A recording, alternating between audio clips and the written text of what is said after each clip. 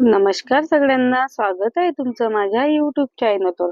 आज मी तुम्हाला करून दाखवणार आहे मस्त अशी हादग्याच्या फुलांची भाजी.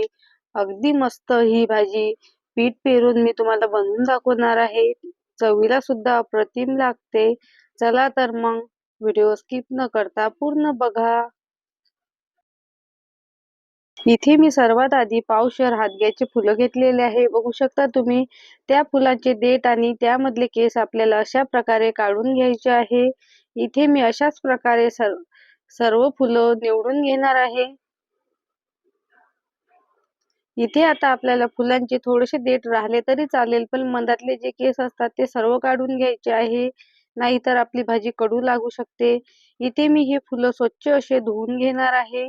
आपल्याला इथे फोडणीसाठी एक कांदा आणि लसूण लागणार आहे कट करून घेतलेला. इथे मी फुलं स्वच्छ असे धुवून घेतलेले आहे. फोडणीला मी इथे एक पळी तेल गरम करून घेतलेलं आहे. जिरे आणि मोहरी घालून घ्यायची आहे अर्धा चमचा. आणि त्यानंतर फोडणीमध्ये कांदा घालून घ्यायचा आहे. कांदा इथे आता आपल्याला छान असा गुलाबी रंगावरती परतून घ्यायचा आहे.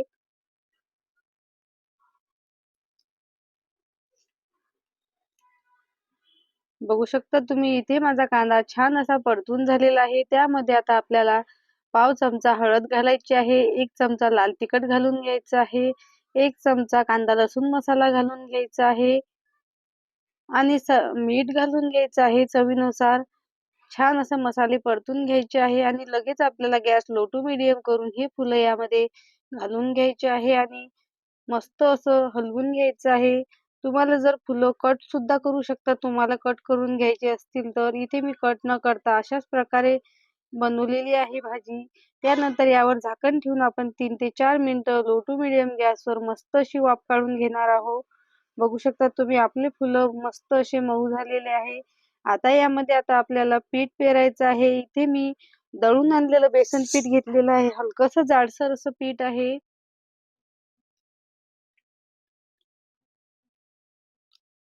इथे मी पाव कप बेसन पीठ घेतलेलं आहे. ते बेसन पिठामधलं यामधलं मी अर्धं घालून घेणार आहे आधी. इथे आता आपल्याला जसं-जसं लागेल तसं-तसं यामध्ये बेसन पीठ घालत राहायचं आहे आणि फिरवायचं आहे आपल्याला.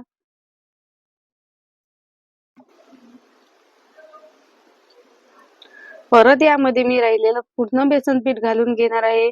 याला मला पूर्ण असं 2 ते 3 चमचे पोहे खाण्याचे चमचे 2 ते 3 चमचे लागलेले आहे. पाव कप मी असं बेसन पीठ इथे घेतलेलं होतं. तुम्ही तुमच्या अंदाजानुसार यामध्ये बेसन पीठ घालून घ्यायचं आहे. बेसन पीठ न घालता सुद्धा आपली ही भाजी अप्रतिम होते, छान अशी लागते चवीला. यावर मी अगदी थोडंसं बेसन पीठ घातल्यावर चमचाभर तेल घालून घेणार आहे आणि यावर झाकण ठेवून आपल्याला असंच परत 2 मिनिटं वाफ काढून घ्यायची आहे. 2 मिनिटानंतर मस्त अशी आपली भाजी बनून तयार झालेली आहे. बघू शकता तुम्ही. मस्त अशी आपल्याला हलवून घ्यायची आहे. तुम्ही याच ठिकाणी यामध्ये दाण्याचा कूट टाकला तरी छान लागते. असेच आपल्याला फुलं शिजल्यावर शेवटी दाण्याचं कूट घालून घ्यायचं आहे. तुम्हाला जर बेसन पीठ घालायचं नसेल तर. तुम्हाला जर माझी आजची ही रेसिपी आवडली असेल तर एक लाईक नक्की करा आणि कमेंट करून नक्की सांगा कशी झाली तर रेसिपी. चॅनलवर नवीन असाल तर सबस्क्राईब करायला विसरू नका.